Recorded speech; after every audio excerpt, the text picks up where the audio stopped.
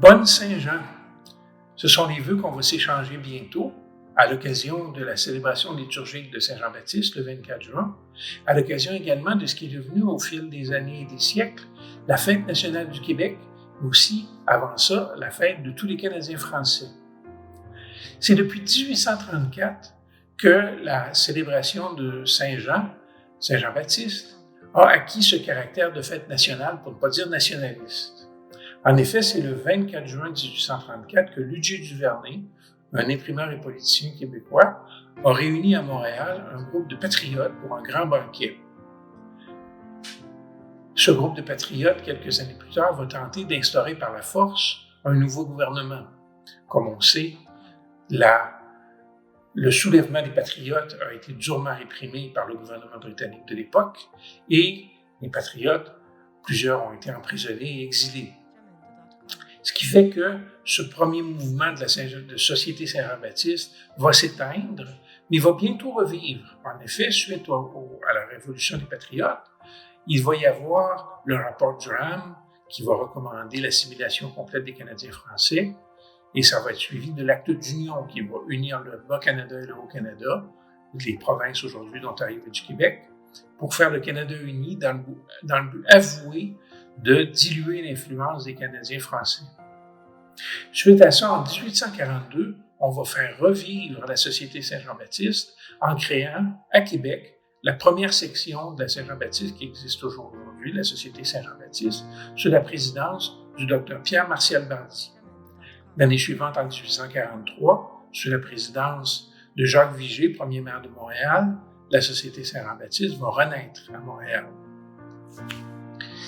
Cette société, dont la devise était « Nos institutions, notre langue et nos lois », dès le commencement, va inaugurer une tradition qui va devenir importante, c'est-à-dire que les membres de la Société Saint-Jean-Baptiste de Québec, en 1842, vont se rendre en procession à la cathédrale où on célèbre une messe en l'honneur de Saint-Jean-Baptiste. Cette procession, inspirée de celle de la Fête Dieu, va donner naissance plus tard au défilé de la Saint-Jean-Baptiste, qui est probablement la tradition la plus connue. La Société Saint-Jean-Baptiste va fonder des filiales un peu partout. En dehors des frontières du Québec, elle va d'abord se répandre du côté de l'Ontario, puis ensuite dans les prairies, se rendant même jusqu'au Yukon. Alors, un peu couvrant l'ensemble du Canada, partout où se trouvent des Canadiens français. Plus tard, à la même époque, on va fonder aussi des sections de la Société Saint-Jean-Baptiste en Nouvelle-Angleterre, dans l'État de New York, et dans tous les États américains où on retrouve une concentration plus ou moins importante de Canadiens français. Comme on le sait, plusieurs milliers ont immigré là-bas à la fin du 19e siècle. Ce réseau de Société Saint-Jean-Baptiste va éventuellement se fédérer et former donc un réseau qui va couvrir l'ensemble du Canada et des États-Unis. Le seul endroit où il va y avoir un petit peu moins d'importance donnée à la Société Saint-Jean-Baptiste, c'est l'Acadie, parce que les Acadiens, dès 1881, avaient adopté Notre-Dame de l'Assomption comme patronne lors de leur premier congrès national tenu à Memramcook. Alors pour eux, la célébration de l'Assomption prend le pas définitivement sur celle de la Saint-Jean-Baptiste. Mais partout ailleurs où on trouve des Canadiens d'expression française ou des descendants de ceux-ci, un peu partout aux États-Unis, la Saint-Jean-Baptiste va devenir une journée à marquer par une fête qui réunit les gens autour d'une même langue et d'une même culture. En 1908, Adélard Turgeon, qui est alors président de la Société Saint-Jean-Baptiste de Québec, va envoyer une lettre à Monseigneur Bégin. Cardinal Louis-Nazaire Bégin, archevêque de Québec, lui demandant de demander au pape de proclamer officiellement Saint-Jean-Baptiste patron des Canadiens français.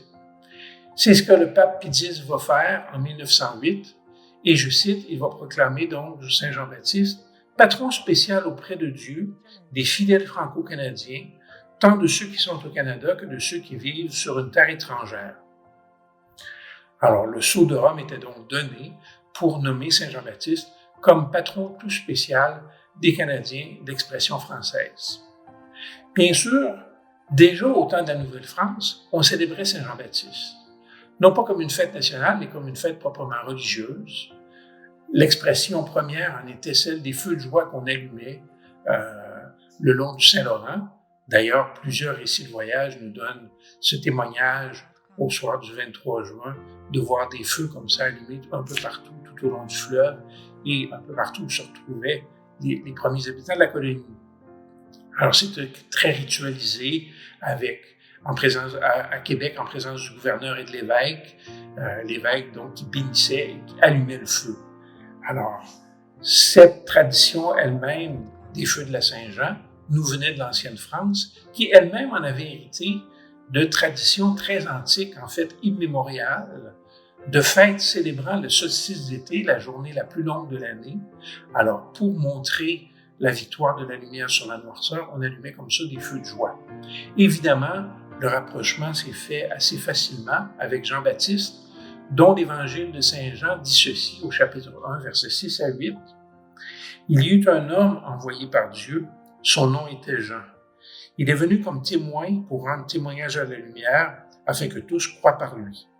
Cet homme n'était pas la lumière, mais il était là pour rendre témoignage à la lumière. » Alors, c'était donc facile de faire le lien entre la fête du précurseur du Christ et cette fête de la lumière, donc qui a été christianisée et dont on a adopté la coutume de faire des feux de joie.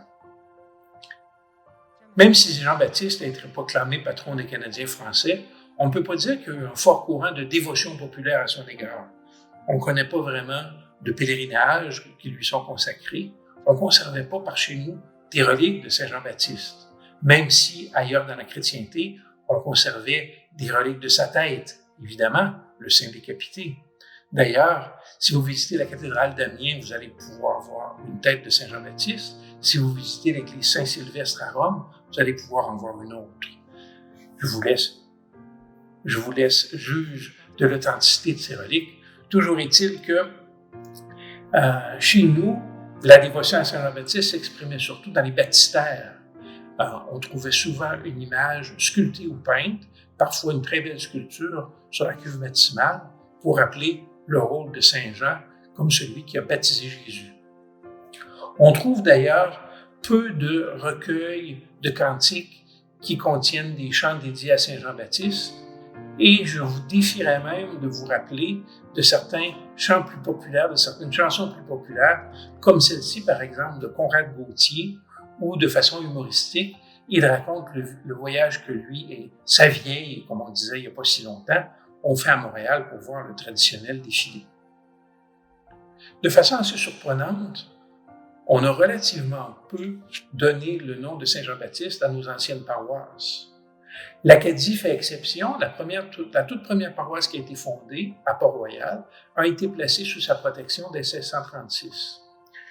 Sous l'épiscopat de Monseigneur de Laval, une seule paroisse dédiée au Saint Précurseur sur l'île d'Orléans. Monseigneur de Saint-Vallier, son successeur, l'a donné comme patron à l'île Verte et à Nicolette.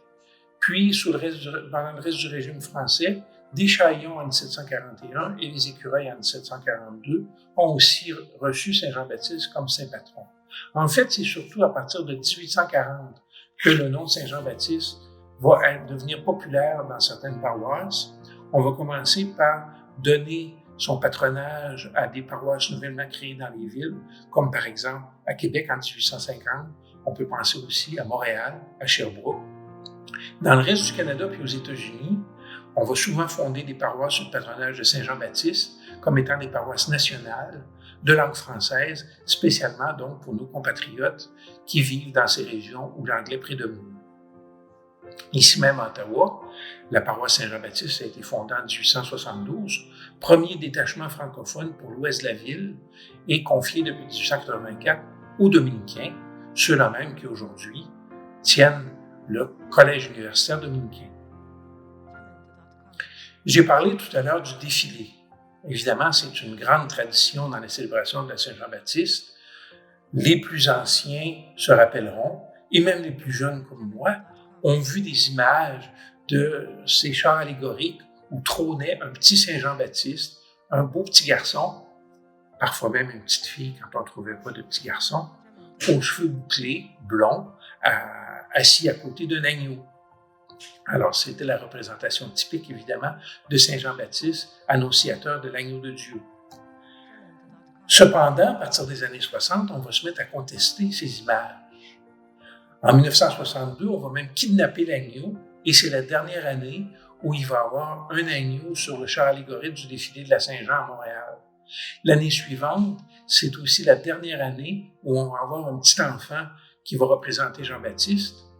On va même avoir un double char allégorique cette année, en fait 2 chars allégoriques différents, un avec le petit Saint Jean-Baptiste traditionnel et un autre avec une statue de Jean-Baptiste adulte. Et c'est désormais, à la faveur de la Révolution tranquille et du Concile Vatican II, l'image de Jean-Baptiste qui va être favorisée par l'Église et aussi par la Société Saint-Jean-Baptiste, celui donc d'un Jean-Baptiste adulte précurseur. Le tout va finir cependant en 1969, lorsque le char allégorique où se trouvait la statue de Saint-Jean-Baptiste va être renversé par des manifestants devant l'hôtel Ritz-Carlton. La statue de carton-pâte représentant le saint va tomber, la tête va s'en détacher. On ignore d'ailleurs aujourd'hui où elle se trouve. Quelqu'un l'a probablement conservée comme trophée, mais on ignore totalement ce qui est advenu d'elle. Toujours est-il que ce Saint Jean-Baptiste décapité va devenir le symbole d'un passage à une nouvelle façon de célébrer la Saint-Jean. D'ailleurs, l'auteur Geneviève Zoubrisky, une sociologue, a fort bien étudié ce phénomène de passage de différents symboles dans son livre qu'elle a intitulé justement Saint Jean-Baptiste décapité. Alors, elle a montré la révolution esthétique qui s'est aussi passée au moment de la Révolution tranquille, où on a adopté d'autres symboles pour parler non plus de la nation canadienne-française, mais de la nation québécoise, parce que de plus en plus, c'est le terme de Québécois qui va s'imposer pour désigner les habitants de la province. Alors, c'est aussi l'époque, donc les années 60, où on va commencer à parler des Franco-Ontariens, des Fransaskois, des Franco-Américains de plus en plus. Alors, des gens dont l'expression française, mais qui n'habitent pas le Québec. Cette sécularisation graduelle des célébrations de la Saint-Jean va trouver son paroxysme en 1977.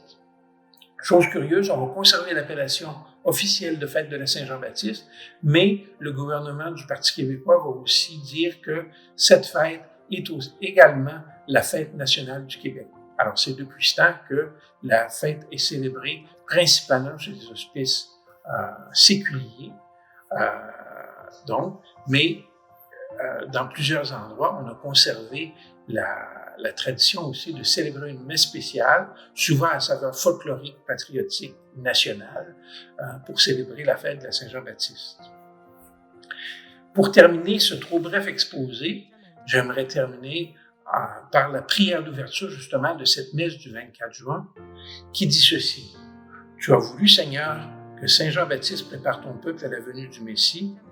Accorde à ton Église le don de la joie spirituelle et guide l'esprit de tous les croyants dans la voie du salut et de la paix. » Alors que vous soyez Québécois, Franco-Ontariens, Fransaskois, Franco-Yukonais, Franco-Américains, Cajuns de la Louisiane, Québécois d'adoption, simplement francophiles, partout où vous soyez, une bonne Saint-Jean à vous.